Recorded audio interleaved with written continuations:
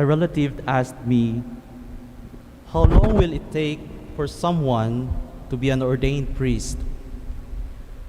I told him that it depends on what congregation you belong to or when you enter the seminary. But as for me, it took me almost 11 years. He was shocked to learn it. Then he commented, with that duration of academic studies, I think you almost know everything.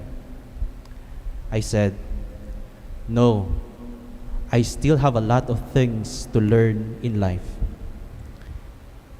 Brothers and sisters, we are sometimes tempted to think that we know better.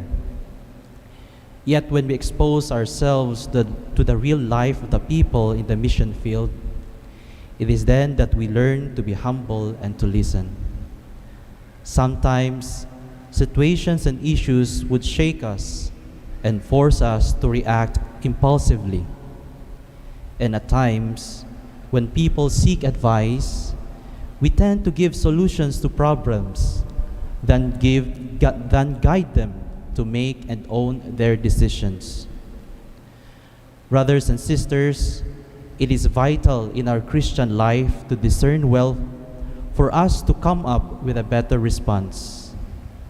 Not all our actions that seem to be right are aligned to the will of God. For this same reason, God commanded the prophet Nathan to tell King David to halt his plan to build a house for him. Although the king's plan was worthy of commendation, God's plan is far better. And this is what I believe Christians can learn from Saint Joseph, the husband of Mary. For amidst his good intentions to divorce Mary quietly, he listened to the will of God.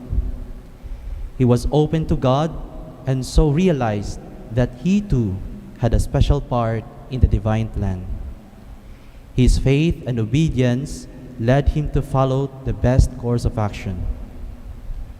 Brothers and sisters, there are crises in our world today, and we hear a lot of voices, condemnations, propaganda, promises, conflicts, and many others.